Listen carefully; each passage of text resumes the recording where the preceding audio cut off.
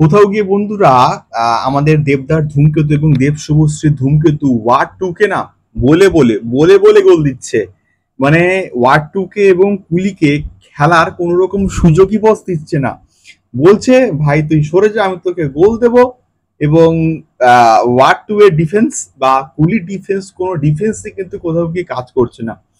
তো বিষয়টা একটুখানি খুলে বলা যাক। বিষয়টা হচ্ছে কোথাও কি ওয়ার্ড টু একটা প্যান ইন্ডিয়ান প্রজেক্ট এবং একসঙ্গে এত বড় একটা প্রজেক্ট এবং সেই ওয়ার্ড টু কে নিয়ে হাইপটা মারাত্মক লেভেলে কিন্তু রয়েছে প্যান ইন্ডিয়া লেভেলে, এবং মানুষ প্রচন্ড বেশি এক্সাইটেড এই ওয়ার্ড টু কে নিয়ে।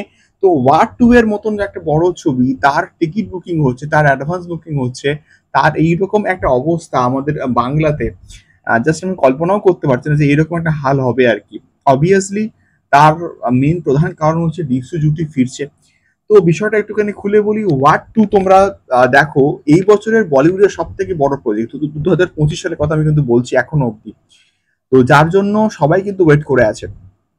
তো সেই ছবিটা আমি দেখলাম যে বুকমাই শোতে এখনো অব্দি প্রতি ঘন্টায় 1.8K বা 2.1K করে কিন্তু টিকিট বিক্রি করছে। এবং সেইখানে তোমরা জাস্ট দেখো কুলির ক্ষেত্রে কুলির রেসপন্স ওয়ার্ড টু এর থেকে ফার ফার ফার কিন্তু বেটার। এবং কুলি মারাত্মক লেভেলে কিন্তু একটা কালেকশন অবভিয়াসলি করতে চলেছে।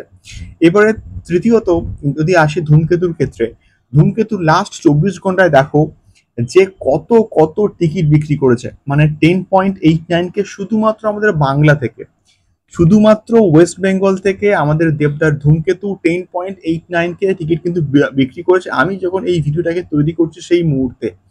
তো এটা একটা দুর্দান্ত রেসপন্স। তো সেক্ষেত্রে শুধুমাত্র বাংলা থেকে যদি 10.89K টিকিট বিক্রি করে, তাহলে যদি এটা একটা প্যান ইন্ডিয়ান প্রজেক্ট হতো তাহলে কত কত টিকিট বিক্রি হতো, এটা জাস্ট আমি কল্পনা করছি।